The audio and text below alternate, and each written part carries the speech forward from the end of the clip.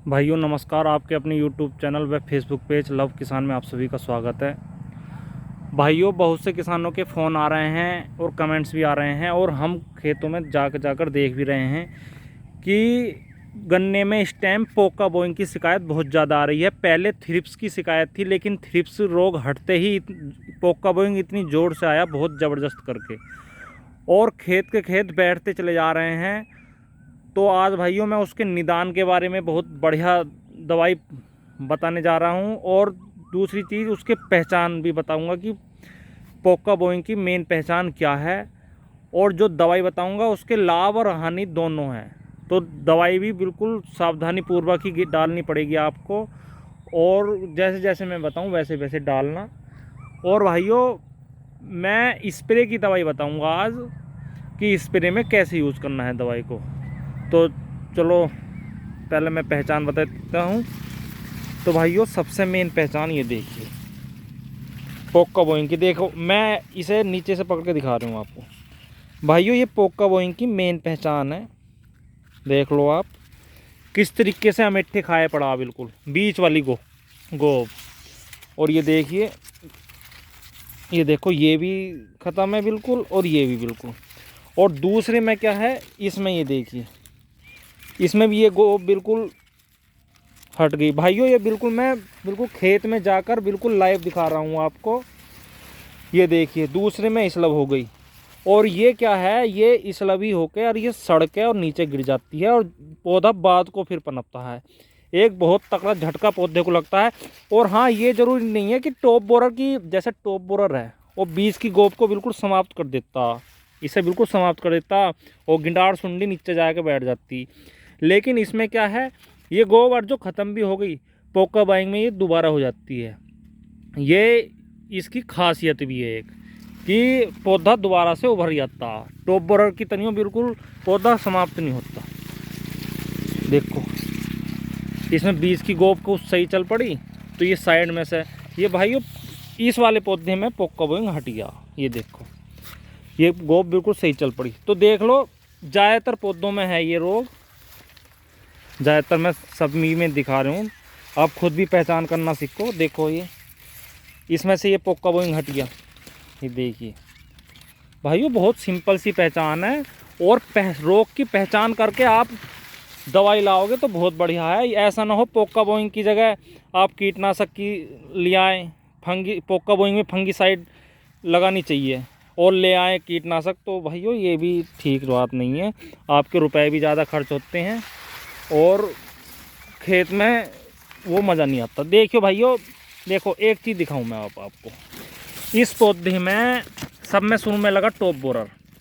ये देखिए, top borer से दवाई पहले ही इस खेत में लगी हुई थी, तो टॉप बोरर से संभला, तो इसी में ही आगे को पोका बोइंग लग गया। ये देखिए, और पोका बोइंग से भी भाइयों संभल के ये पौधा ऊपर को चल पड़ा।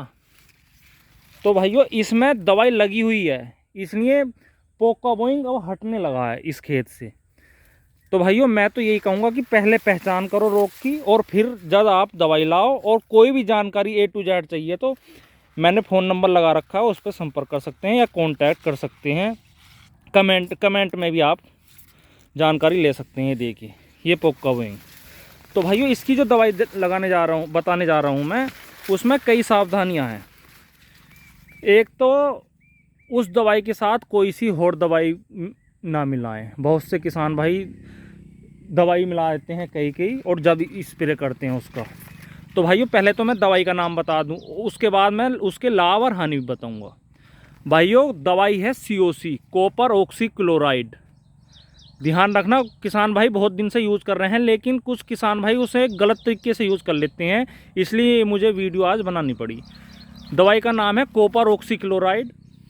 500 ग्राम प्रति एकड़ गिरती है स्प्रे में। अगर आप स्प्रे में उसे यूज़ करोगे तो 100% बढ़िया दवाई है।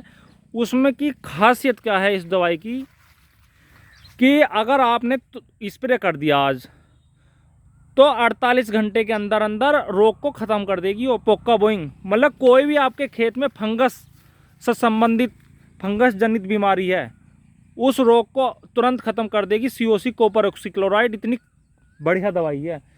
और दूसरी उसमें दूसरा क्या है, ये तो हो गया इसका लाभ कि तुरंत ख़त्म कर देगी रोग, फंगिस जनित बीमारी जितनी भी हैं खेत में उसे सबको रोग को ख़त्म कर देगी। दूसरा क्या है, इसके भाइयों हानि भी हैं। इसकी हानि ये है, फसल में तो इसकी कोई हानि नहीं है, लेकिन ये किसी और दवाई के साथ मिलाई नहीं जा सकती।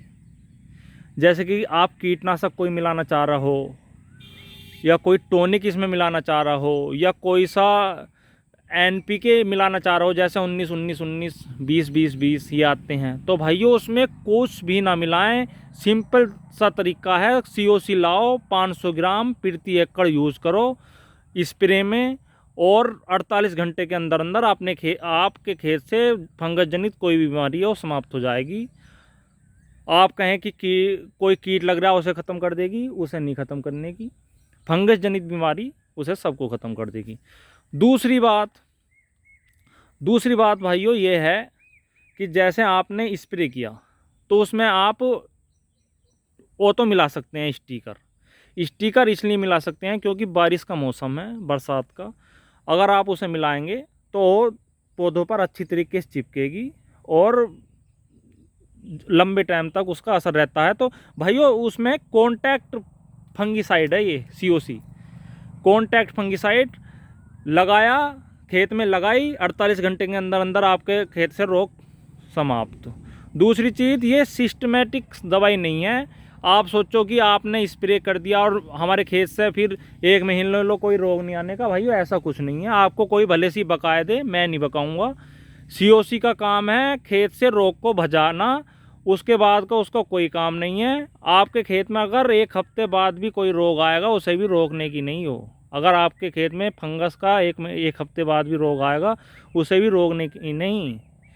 लेकिन ये बात पक्की है, जब तक पौधे पर चिपकी रहेगी, स्टिकर मैं इसलिए बता रहा हूँ कि स्टिकर से पौधे पर चिपकी रहेगी वो, तो हो सकता है कि बढ़िया रिजल्ट बादलों आए। मैं इसे कन्फर्म नहीं कर पा रहा और ना करूँ, क्योंकि इसका काम है लगाओ और रोग को भजाओ। फंगस जनित कोई सी बीमारी है, क्योंकि सिस्टम में अंदर बढ़ के काम नहीं करती है। जहाँ जहाँ ये पड़ेगी पौधे पर वहाँ से फंगस बिल्कुल समाप्त हो जाएगी। इसलिए पौधे को बिल्कुल ढंग से भिगोना है तुम्हें दवाई से। पानी अच्छा खासा 200-250 लीटर यूज़ करना है 1 एकड़ में। तो भाइयों आप समझ गए होंगे मेरी बात। ये कॉन्टैक्ट फंगिसाइड है, सिस्टमेटिक नहीं है, पौधे के अंदर पड़ के नहीं करती ये काम। पौधे पे जहाँ लगेगी वहाँ से फंगस को बचाएगी।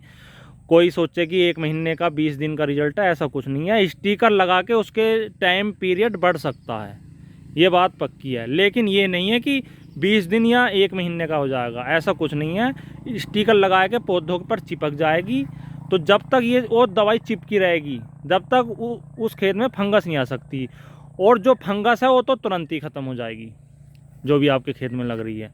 तो भाइयों वीडियो में आपको जो बात मेरी ऐसी लगी कि सही नहीं बता रहे हैं तो आप कमेंट में भी बता सकते हैं मुझसे।